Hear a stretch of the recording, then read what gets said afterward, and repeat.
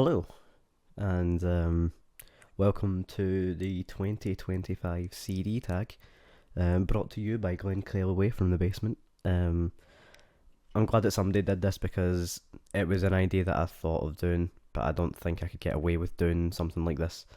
Um, so I'm glad that Glenn Clearway done it. I think he always usually takes part in these at least, so it's cool to see that he did one as well. I've seen a couple other people already take part, like Lawrence Gattrell and Roberts on my turntable as well. He did it, um, and I want to take part in it as well because CDs are my primary way of collecting music. Um, I would like to get vinyl, but I think I've said before I just don't really have the room for a turntable at the moment. So, and plus, like vinyl is also just very very expensive as a hobby.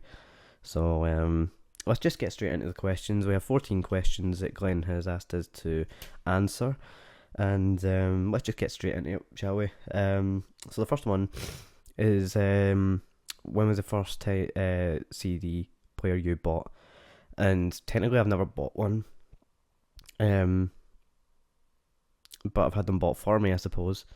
And when I was really young, CDs were still the primary thing. Um, MP3s were coming in and iPods and stuff like that as well. So it would have been like early noughties. I would say like 2004 would have been when I was really listening to see through CD players. Um, then I think later on, around sort of 2013 time, I got a PlayStation 3, and that sort of doubles up as a DVD and CD player. So you're probably talking like sort of early noughties or early tens. So let's just say 2013, 2004, something like that is the sort of time period you're talking there.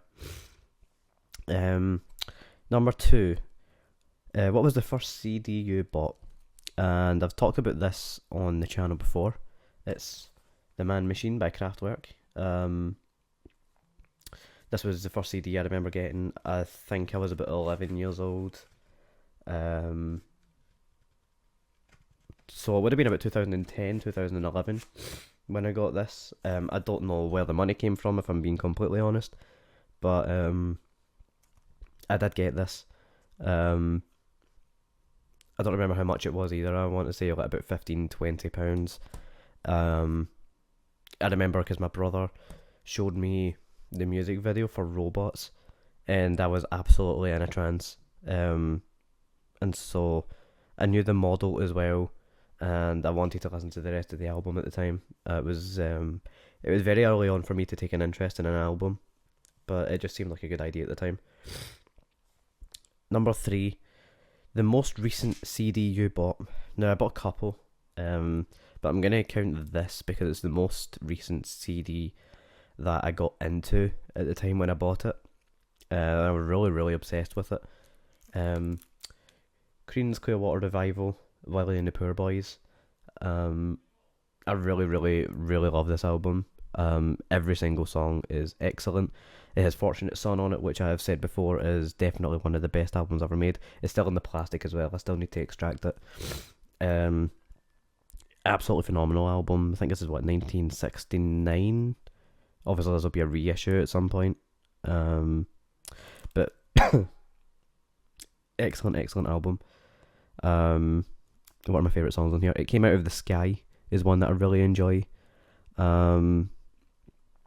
The Cotton Fields is another great one. Every single song's great. I don't know what. There's not really much of a point in naming them one by one. Just listen to this album if you haven't already. I think most people in the VC would have heard this because CCR classic rock, and a lot of people in this community seem to be into that sort of era of music. So I would be surprised if people haven't heard this. But you know, in the off chance, get listening. Number four, how many CDs do you own? I think I'll have the least out of everybody that will be doing this, or at least one of the least. I haven't counted, but I'm gonna estimate that it's about 120 to 150. Haven't counted. I was meant to count them through my CD collection videos, which I'm probably gonna do again because I really should just do them again, to be honest. I want to do it differently because it's a bit of a. I drag on a wee bit in those videos. I drag on in every video, to be honest, but it just it seems like a good idea to redo those for 2025. Number 5, dual cases or digipacks. Now, I'm just gonna explain this as sort of one pro for each and why I prefer them for each, if that makes sense. So dual cases, like this one, I prefer these in terms of functionality. These are easily replaced. You can just take the sleeves out and the CD out and put it in another case exactly like this, and it will be the exact same in terms of functionality. Digipacks. The problem with digipacks is they all come in all sorts of different shapes and sizes. They are all presented in slightly different ways. The presentation is the good part of it, but these are so easily damaged. It's really quite terrible for that, actually, just because it's hard to understand in terms of the environment and recycling and things like that. But these albums are just, they're made of rubbish, to be honest. Like, they're just so easily destroyed. And this is going to feed into the next question. So the best purchase of 2024 for me is Marika Hackman's Big Sigh. This was released last year at the start of this year. I'm already getting ahead of myself. I'm thinking it's 2025 already. This was released in January this year. And I got to see her play some of these songs live. I saw her back in March. This is signed as well. That's what this is. That's not on the album cover. And that's why this is my favourite, because I don't have any signed CDs other than this. But this feeds back into the last question. So you get other digipacks where it doesn't look like this. It isn't sleeves. In other digipacks, you open up and the disc will be sitting here, and you can just pull it out because it's got a wee bit of plastic here. You just pull it out like a normal jewel case, right? Not all digipacks are like that. I think these are technically called digi sleeves. As a digipack, you're probably wanting, because it has the wee plastic bit for the CD like normal jewel cases do. Digi sleeves, it's very easy to damage the sleeve, and it's very easy to damage the disc because the disc is in there, and you need to sort of pull it out like that. It's very easy to scratch the disc doing that, or just get it dirty and then pull it out like that. It's also, I find it can be a bit of a squeeze to get it back in there again. So yeah, overall I think I prefer dual cases, but digipacks look cooler. So there's number 5, and to add on to number 6, your best purchase. This came with Little Sigh, which is like acoustic sets of some of the songs. So you've got No Caffeine, you've got Hangin', Slime is great, and Big Sigh is another great song. I'll get into this at some point. My favourite albums of 2024, but it'll be no surprise that this is close to the top. Number 7, Show a Live album. I couldn't find a live album, so I don't think I actually own any. I thought I would have had Nirvana's MTV, session, but I couldn't find it, so I'm going to assume that I don't have it, because my brother gifted me his collection, and I'm pretty sure that's one of his favourite live albums. So if there would have been any, it would have been that. Number 8, best sounding CD you own, and it's got to be none other than Disintegration by The Cure. This album just sounds spectacular in every form. Granted, I've never listened to it through vinyl, but everybody always says about how amazing it sounds. It's one of the best produced albums. It's one of the best written albums. Every single song is amazing. It's one of the best albums ever made, and it's always on these Rolling Stone publication lists because of that. Sure, take what Rolling Stone says with a pinch of salt, but I think when it comes down to like the top end of these lists, for the most part, they do get some things right, and I think this is one of the things that they're spot on about. Um, it just sounds incredible no matter what way you put it. So it has to be Disintegration. Favorite cover or insert? And this might be an odd one. I don't know. I've just always loved the presentation on this album. But it's Ocean Rain by Echo and the Bunnymen. This is one of my favourite album covers ever. I just love the shade of the blue. That's a big part of why I love it, to be honest. It's just the shade of the blue. I don't think... Is it slightly darker on the actual album cover? I don't think so. It's hard to tell, really. But, yeah, it really is just the coloration of this album that I really like. It's similar to Cocteau Twins' Treasure in that sort of regard. So, echoing the Bunnymen's mantle for that. Show a CD box set. And I wasn't sure what would really be classed as a box set. And so this, I think, is the only answer I could possibly give, because I had other options where I was like, does that count? I don't think so. So I'm going to go for Souvlaki's sort of, well, original album classics is what these are called. Quite a few bands have these. In the actual sleeves themselves, they just have the CD inside them. They're just sleeves. I mean, these are basically just digi sleeves themselves. Just there's nothing else in there. It's just the disc. But these are usually dead cheap, and they're convenient for if you're wanting to collect these albums. And this only has the 90s trilogy that they did. I mean, that was the only 3 albums they did up until like 2017. So you've got Just for a Day, Souvlaki, one of the best albums ever made again, and Pygmalion, which I've only listened to once, but I just remember it being like a more... Well, actually, Just for a Day is similar to in that sense, where it's like more of an ambient sound than a shoegaze sound that they go for. But all these albums are great, and when I saw this, I felt like I had to pick it up because I was having trouble finding Souvlaki on its own, and I figured it was a no-brainer when I saw it. Number 11, a CD from your favourite bands. Now, I've technically already shown one, but I'll show another anyway. Wish by The Cure. I've been listening to this one a lot in the past year. Again, it's just got some really incredible songs on here. I don't know if it has the track listing in the sleeve. I think it does. Yeah, it's kind of hard to see though because it's black on red.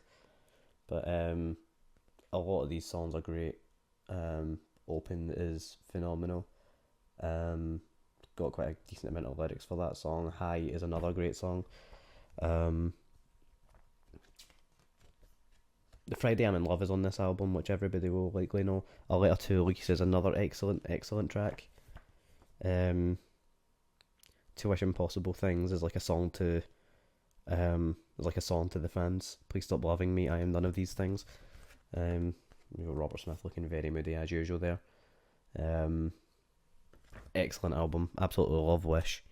And that's another video I need to do, is like a sort of worst to best list for the Cure's albums, because they've got some varying quality in there, as most bands with 15 records in their repertoire would. So that's Wish. Number 12. Do you collect CD and vinyl? Simply put, no. I'd like to get into vinyl. As I've said previously, I just don't have the space or the money for it right now. Vinyl, I think vinyl is very, very cool. I like the idea of having a turntable and just going through the whole ritual of putting a vinyl on.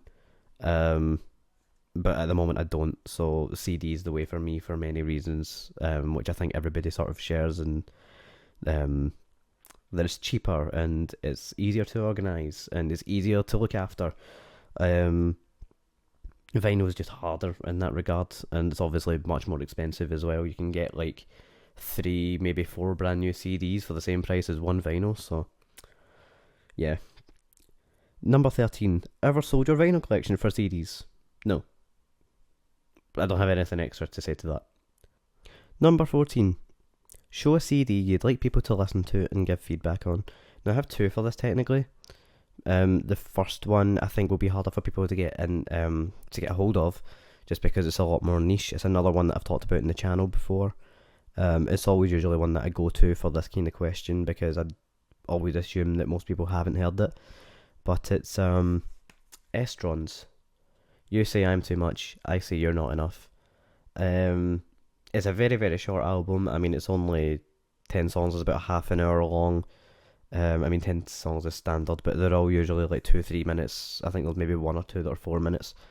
And this is like the digipack thing that I was talking about, where it's got the plastic on the inside. Um, I just think this is just a lot more, just a lot better as a design. Because you still open it up, you still pull the CD out, but it's still made of card. So yeah, I think this album. If I was to point to anybody, if you can get a hold of it, put it that way. If you can get a hold of this album, pick this up. I think it's one of the best modern garage rock bands, garage rock albums as well, that I've heard in a long time. Sadly, they're not together. This is the only album they made as a band, but I still really wholeheartedly stand by it. And I would seriously suggest getting a hold of this if you can. It's on streaming services as well if you want to listen to it there. And failing that, I'm going to go for something totally different, and that would be Chris Christopherson's The Silver Tongued Devil and I. This is my favourite country album, I would say. I think the songwriting here, while, musically it's not particularly complicated, it's very, very simple music. A lot of it's just, C, G, D, in terms of chord progressions. His voice isn't, he's not got a singer's voice, but he's an excellent storyteller when it comes to music. And I think that's a big part of why I love this so much. I think country music is really good for that in general. Like Townes Van Zandt, for example, he's got excellent songs. But we only recently lost Chris Christopherson. And so I think it would be good to dedicate this section to him. And I would say that this album is what people should go and listen to if they haven't. If you're into country music, of course, because I know country isn't everybody's cup of tea. But if you are and you haven't heard this, then definitely go and give it a listen. I think you'll be pleasantly surprised by the quality on here. And that finishes the tag. Again, I want to thank Glenn Kellaway for starting this. And I hope quite a decent amount of people will jump on this as well, because I think naturally the vinyl tag is going to sort of blow it out the water in terms of the sheer number of people who will take part. And I might take part in the vinyl tag as well, even though I don't have any vinyl. It's just nice to be part of the music community, I think, more than anything. And at least the people that don't try and gatekeep it, because, everybody's in totally different situations in their lives. And so, be more inviting is all I'm saying to the new people who want to get into it. And of course, thank you to anybody who watches this video. My entire channel, if you're new to this channel, of course, hi. But my channel is pretty much exclusively focused on music. I talk about the music that I like. I talk about the music that even I don't like in some cases. I'll share some songs that I write. I do cover versions.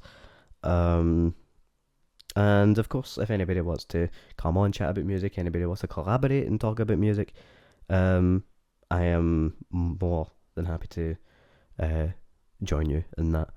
So I hope everybody's having a good time. I hope everybody's looking forward to Christmas and New Year's and things.